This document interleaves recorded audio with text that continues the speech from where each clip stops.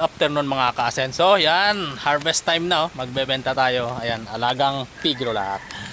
Ayan ang ating mga alaga. 10 heads lang po yan. May natira pa po tayo doon na nasa 30 heads na palabasin. Sa mga panting dyan na gustong kumuha, contact lang kayo sa akin. Message lang kayo. Ayan, akutin natin. Dahil mahal po yung howling ng mga panting, kami na po mismo ang magdadala ng aming baboy sa timbangan ng bayan. Ayan po. Yan ang kagandahan, may truck kami. So madali na lang ang paghakot namin.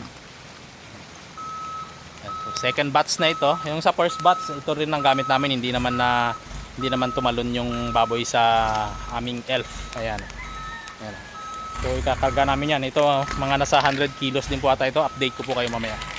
Ito na yung mga baboy. Kasi tinan mo yung tsura natin na puro putik-putik. Imagine nyo na lang kung gaano kahirap namin ito pinakyat. Galing dito, putik-putik yung kalsada. At ayan na sila. Ayan o. Dito na tayo mga kasenso.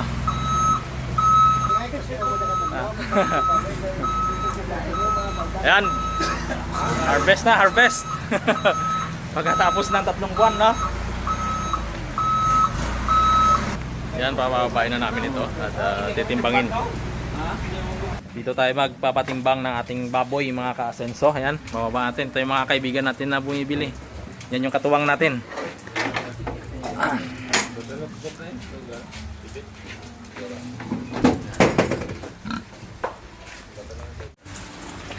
Yeah. 9.5 9.1 93 ha? 99 no? Grabe na. Mura kalabot sa siya na.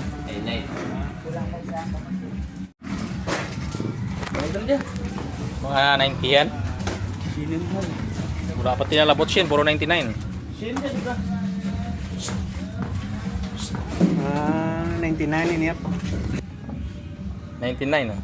98. Stable tara sa 98. 98. Ayun mga ka-asenso, tapos na tayong magbenta ng ating alaga. Nandito tayo sa livestock market. Ayan, kinuha na ng ating buyer yung ating mga baboy. 10 yan. At bukas ulit may kukunin na naman. Sana na mas maganda-ganda yung timbang nun. So ito, nahawakan na natin yung pera. Siyempre, makikita ninyo sa video, hindi tayo ganun kasaya. Pero thank you pa rin kay Lord. Dahil nakasurvive at success po yung ating mga alaga. Ayan, alagang pigrulak tayo. Ang timbang ng ating alaga ay umabot lang ng 92, 95, 91, 93, 82, 95, 99. Sir, thank you sir.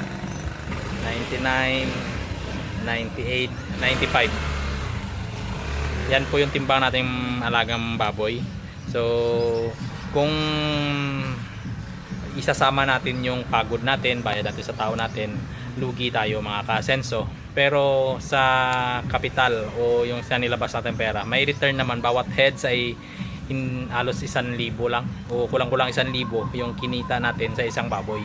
So patuloy lang din tayo. Itong pera na ito, ibibili natin ito ulit ng mga feeds para sa mga anak ng ating mga inahin. So may mga inahin po ako doon, may mga anak, so kailangan natin pakainin dahil baka sakaling swertehin tayo sa sunod na benta. Ay, may putik pa tayo dahil nagbuhat tayo ng baboy kanina. Makita tayo sa mga naunang video. Ayan, hanggang dito na lang. Dito tayo sa timbangan ng bayan. So ito na yung ating sasakyan. Ayan, mabuti na lang may truck po kami na sarili. At hindi kami nagpa-pick up sa kanila. Dahil kung nagpa-pick up tayo, bayaran po natin yung pick up nila doon. So halos wala na po tayong kikitain. So kami na lang po yung nagsakripisyo. Hindi po dahilan na minsan nakakaangat-angat tayo ng kaunti ay hindi na tayo hahawak sa putik. Sabi nga, 'di ba, sa flood control maraming pera. So kaya pinasok ko itong mud control. Maliit pa lang pera. De, joke lang. Ayan, hanggang dito na lang. Sa ulit, ayan, bali kulang pa yung binayad ng buyer.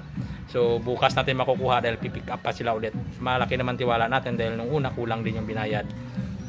Binigay naman. At saka itong buyer is pinsan ito ng tiyo ko, so nagtitiwala tayo. Okay.